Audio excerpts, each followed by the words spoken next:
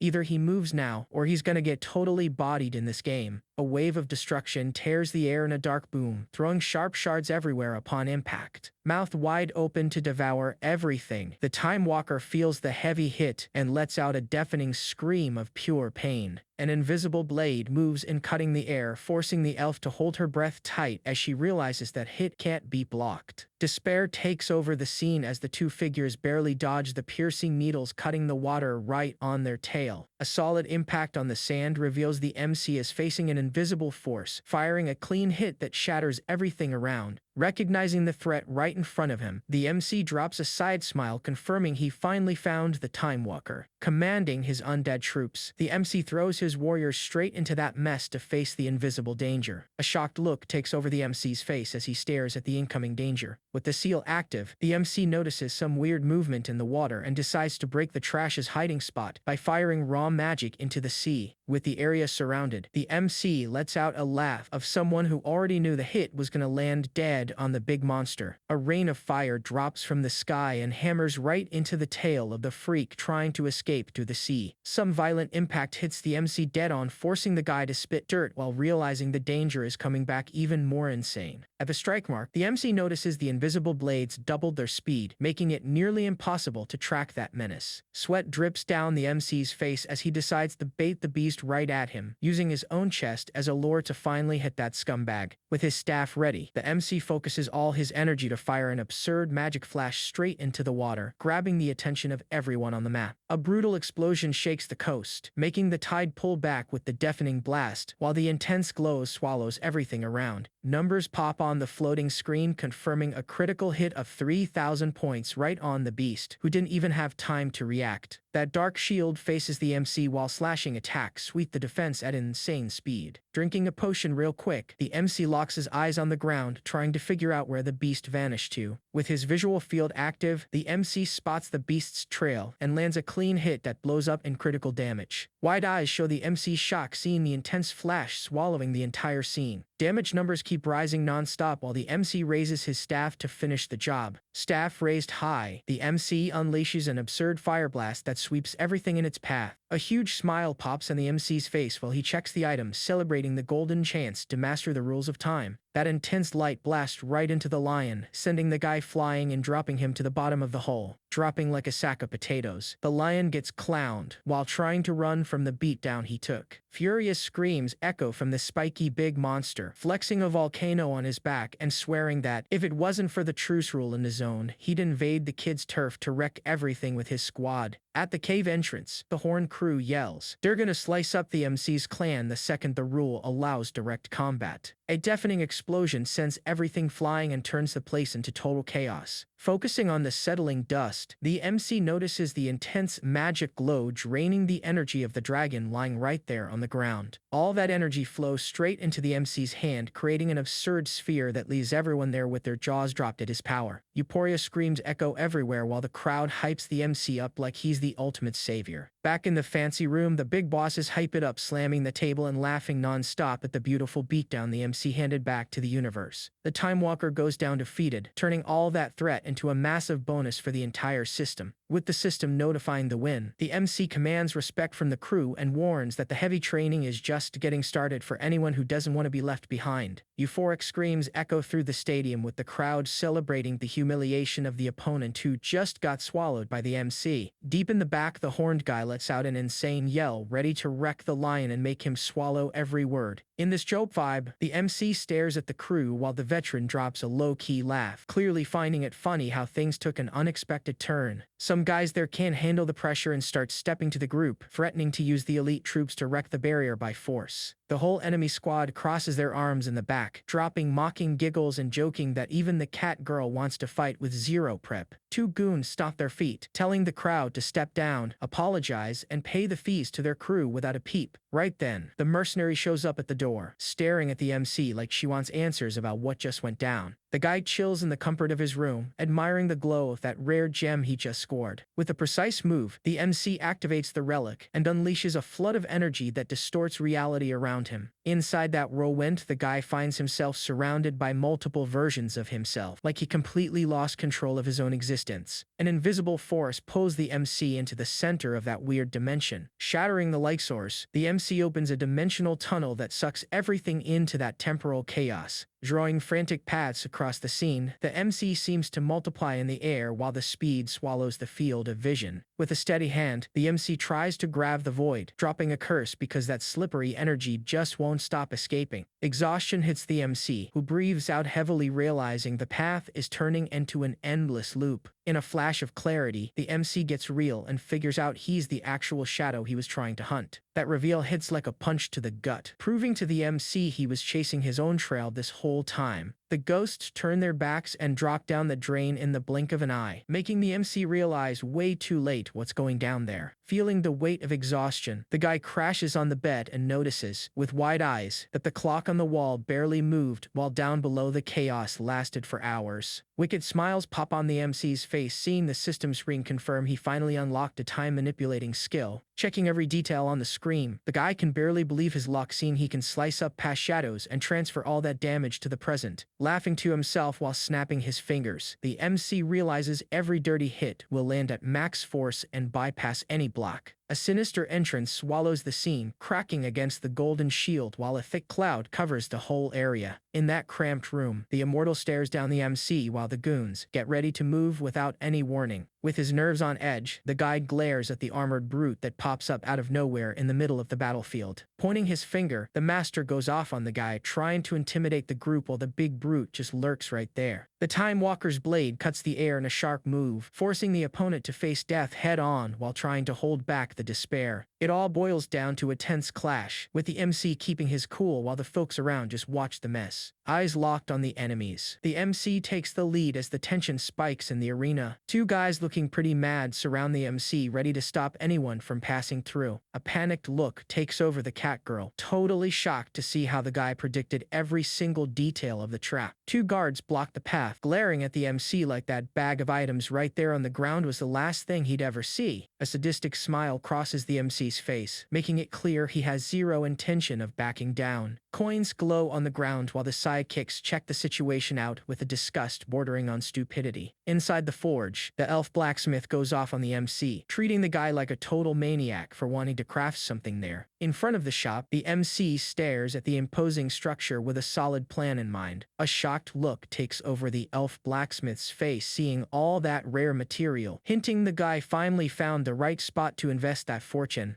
Giving no break, the elf blacksmith crosses her arms and tells the MC to go find another master in the city, making it clear she won't waste time on his request. Laughing slightly, the MC plays a bold card, asking if she really wants to miss the chance to work for the guy who's soon gonna run the whole city. That reaction catches the elf blacksmith off guard, while the MC pushes for an answer about the one-shot chance to forge a legendary weapon. Backing up his word, the kid bluntly says if she agrees to the deal, he can easily secure the city throne for her and even return her family relic for free. Suspicious, the elf blacksmith snaps, asking how he uncovered such intimate secrets about the empire that once belonged to her grandpa. All settled now, the elf blacksmith realizes the MC isn't playing around, and the partnership is the only way to get her family family's legacy back. With a side smile, the MC closes the deal, handing the elf blacksmith all the precious gems he had up his sleeve. Eyes wide open, the elf blacksmith freezes, seeing the rarity of the jewels the MC dumps on the counter. Checking every detail of the piece, the elf blacksmith inspects the blade with a totally shocked look. Not believing what she's seeing, the elf blacksmith lets out an impressed sigh at the quality of the materials the MC managed to bring to the forge. With his eyes locked on the weapon, the MC doesn't even blink while calculating his next move. Never losing focus, the MC feels the hammer's weight in his hand while the redhead watches every detail closely. Focused on the piece in his hands, the MC checks every groove of the metal like he's reading the item's very soul. The elf blacksmith stares at the MC, going off while waving the tool in her hand. The redhead can't even hide her height, straight up telling the team the kid secured a massive advantage for the clan. The pink-haired girl pushes the front line and charges the monsters with everything she's got. The mercenary charges full throttle and takes down her opponents in a single strike. Critical damage pops on screen while the kid decimates the enemies like it's nothing. The server notification blasts on the screen for everyone to see the MC's name shining at the top of the ranking. Powerful spells cut the air as the green mage tries to fight back, but the MC doesn't even blink before vaporizing the enemy's defenses. Critical damage numbers spike on screen non-stop, proving the MC's strat is giving the enemy a massive headache. With a quick move, the spear shreds the pumpkin in a split second. That furious creature digs its claws into the ground and asks, full of rage, if the MC really had the audacity to challenge the strongest out of pure stubbornness. That mocking look gives away that the guy is setting up a pretty cruel trap for his enemies, spitting threats everywhere, swearing the lion would wipe out the human race in a bloodbath the second he made it past that door. With that mocking little smile, the guy lets out a cynical laugh and keeps it real. That crew's raw strength is just a front, and when it really goes down, the lion always ends up on the floor. The winged leader watches everything with a serious face, analyzing every detail of that clash through the device in her hands. The whole crowd cheers in sync, celebrating like the victory was already in the bag. An intense movement takes over the group, with the fighter celebrating the invasion while the Dark Lord leads the ruthless strike in that isolated zone. The big guy laughs and clenches his fist, telling his partner to chill because their boss forged that initial truce, all just to make everyone climb up fast for the final massacre at the top of the tower. Furious, the horn guy screams his lungs out, demanding they quickly put an end to that trash who ruined everything. Wearing a venomous smile, the siren proposes sealing a forbidden pact to massacre the lions once and for all. Slanting the hammer, the boss validates the plan, enjoying the unbalanced fight like a real blood feast to bury the squad for good. In the middle of all that arguing, the blonde tries to shut it down, reminding them of the rules, but the brute steps all over the divine orders and straight up declares war, prepping the troops to wreck everything. Deep in that red forest, the MC figures out right away that this phantom blade attacks straight from the shadows and slice the air in a clean hit, leaving him an opening to counterattack the beast once and for all. That bat creature takes on a colossal and terrifying form, shooting a deadly glare straight at the MC, who waits for the perfect moment to counter. An intense flash shoots from the staff, pulverizing the swarm of bats in a ruthless critical hit that leaves only dust and scraps behind. Loot bags explode on the ground, and the MC celebrates, snagging the shards of the mirrored relic, securing total mastery over the time manipulation locked in that artifact. Checking the menu, the MC lets out a mocking laugh, reading the insane numbers, and instantly snaps his fingers to celebrate the damage. His hand glows brightly as he vaporizes the remaining enemies, turning that battlefield into a real zone of dust and total destruction. With zero chance to escape, the horned freaks fire desperate insults, but the guy's defense doesn't budge while the heavy hits tear the battlefield apart, trapping the horde in a solid blow that leaves everything in shreds. Arriving at the base dead tired, the MC ignores the receptionist who keeps kissing up to his victories, turning down any extra quests just to crash and forget all that mess for good. The kid throws himself on the bed with that crystal in hand, laughing at the misery of others while watching the relic's power drain the soul of that pathetic monster who's now crawling away. Blinded by pain and covered in dust, the creatures charge and letting out a deafening roar, but the guy doesn't even lose his cool and preps the dual cast to wipe this bunch of smelly bats off the map for good. The MC raises his hand and summons a blue magic circle, firing freezing water arrows that pierce the bats with surgical precision. A rain of precise hits pulverizes the bats in the air, securing the MC a mountain of XP and some fat bonuses for his inventory. Screaming their lungs out on the sand, the duo demands the MC drops the attitude and pays the fee without a peep. Pulling up in style with her squad, an elf mocks the MC, dropping that the kid thinks he's a hero just because he casually broke the server records. Hammer in hand, the giant loses her patience and asks annoyed who that crazy beast thinks he is, telling everyone to stop poking the bear before things go totally south. On the shop's front, the blacksmith's name glows while the kid demands the boss lady shows up to take his order. The MC completely ignores the girls yelling and straight up grabs the items to convince the elf to get to work. Without hesitating, the MC drops the plan on the table and promises money won't be an issue for her to live large if she signs the contract. Baffled by such audacity, the blacksmith asks the kid if he lost his mind or if he actually thinks he can demand whatever he wants in there. That heavy bag drops on the counter, revealing shiny valuables that leave the blacksmith speechless, while the guy bluntly admits he robbed the royals blind with zero mercy. The blacksmith sighs and complains she only does pro work, telling the kid to go find some amateur on the street to fix up his junk. Flashing that little side smile, the MC stares at the elf and mocks her, asking if she won't be totally bummed missing the chance to put her name on the masterpiece he designed. Laughing, he turns his head, guaranteeing the whole kingdom's leadership for her with the family relic right in the package, without her spending a single hard-earned coin to pay the final crafting bills. With wide eyes, the elf blacksmith freezes instantly, not getting how that guy knew so much about a relic that was supposed to be an absolute secret. Giving the fire command, the orc general orders the artillery to destroy everything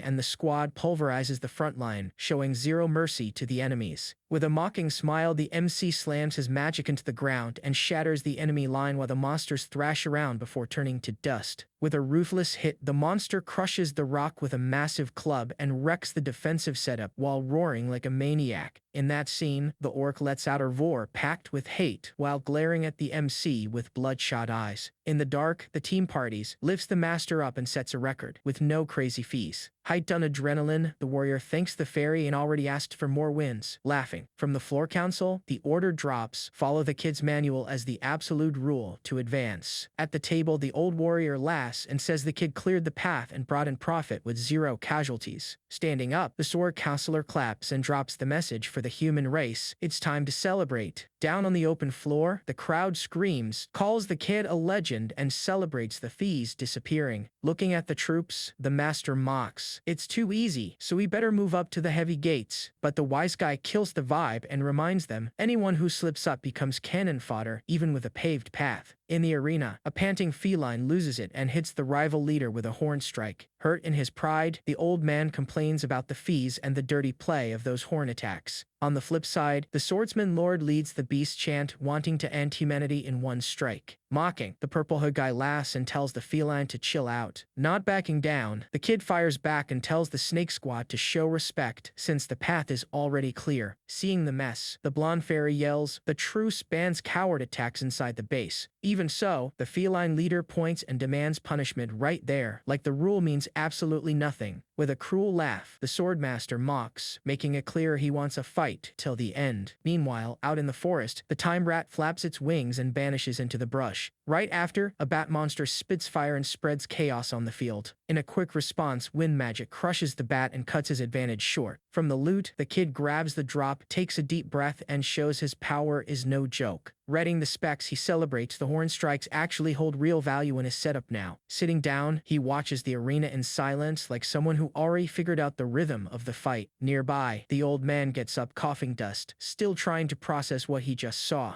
In the arena, the mood goes south, and the truce goes out the window in the middle of the pushing. A big dog-like brute shows up and tries to flex his presence by force. Laughing, the kid runs over the threat and shows off his new power, leaving the monsters in a panic. Then, the magic cuts through space and drops more beasts, like it's just a routine cleanup. In the next explosion, the kid laughs, treating it all like a total joke. With the wind blowing, the dust kicks up and the field turns into a blur of motion. Still chilling, he keeps laughing, like nothing there is a real problem. Meanwhile, the monsters keep dropping and backing off, completely unable to turn the tables. Slowly, the horned ones drop too, one after another. Then the lion loses it, curses everyone and accuses the other side of breaking the truce. Then the screen drops the prompt. Does he accept a brutal duel against the blood beasts? Right away, the tough guys mock him, asking if he has the guts to take the duel. Pulling up with the old guy laughing, the kid beats his chest and accepts, saying he'll teach them a lesson in the arena. In the room, the leaders watch, and the pointy-eared old man calls his partner an idiot for forcing a war. Sensing the chance, the fairy gets hyped and asks the old man for a direct alliance, but he just listens, totally unfazed. Right after she drops the heavy rule, losers become servants and any race can join in. Instantly, the lions rebel and the blood monsters just laugh, completely full of themselves. Deep in thought, the lion asks for the kid's decision and demands a fair condition to seal the deal. Flashing a cold smile, the kid accepts but demands the same. If they lose, they become his pawns. Annoyed, the old guy complains, but the kid reminds him, the deal's already done, no turning back. Then the screen confirms the bet. The Blood Clan puts up their forging talent against the Fairyland's leadership. Way too confident, the beasts ask for the countdown to start, already acting like they won. On their side, the girl in the dress joins the hype and says the win is in the bag. With that, the sun cracks in the sky and the energy shifts the scoreboard, making the vibe even more tense. The Blood Crew screams, complaining about the random level, acting like the game is totally rigged. From the stands, the old warrior pushes. If it's easy, then drop into the abyss, with no arguing. Meanwhile, the kid laughs on the inside, feeling like everyone took the bait perfectly. But he notices a wounded dog trapped in the mess, still trying to stand its ground. With the souls dropping, he gets hyped, because he sees a solid chance to master the rules around here. Meanwhile, in the fairyland, the cave shakes, like the ground itself is throwing a fit. Stomping his foot, he demands the forge up front, completely out of patience for stalling. Nervous, he fires back and cuts the smoke, clearing space to see what really matters. Checking the staff out, he focuses on the detail, like someone looking for the missing puzzle piece. With that, the kid shakes off the dust and pushes forward, giving the enemy zero time to breathe. Keeping a firm look, he stares at the big mouth and asks who really calls the shots around here. Sliding through, he laughs and keeps the pressure on, pushing the truce to the absolute limit. Then he throws himself in, sweeps the area and drops another group back to back. Annoyed, he pulls the water's power and pushes everyone back, showing total control. On the flip side, the pawns panic and try to run, but the battlefield doesn't make it easy. Flashing a little smile, he watches one of them beg, completely out of ideas. Pulling rank, the master warns, whoever backs down now is gonna pay big time later. With that, the general drops the message to the fairy, making it clear things are totally out of hand. The pressure spikes, and the scene turns into a real stamina test for everyone around. Then he drops right back into the dust, already chaining another attack. In an empty pit, the enemy tries to pull it together, but it looks way too late. Watching closely, he gauges the damage and plans the next move with zero rush. Hitting hard, the dirty energy lands dead on and scatters the crowd across the dirt. Still chilled out, he slices another one down, like it's just target practice. In the end, the dirty beasts start giving in and falling back, one by one. Even so, the fury keeps spinning and absolutely nobody gets to breathe easy. Out of nowhere, another attack pops off and forces more folks to dive out of the way. But the clean force comes back and sweeps what's left, leaving zero room to react. Inside the ditch, he laughs and cuts through the smoke, keeping full control of the field. With that, the enemy line totally shatters and the retreat turns into a massive mess. With a jump, he tracks their movement and refuses to let the pressure drop. Seeing the place's fury, he just keeps pushing forward, like that chaos fuels his rhythm. Finally, the master laughs at the mess and confirms, fear has already gripped everyone, and the upper hand is totally theirs.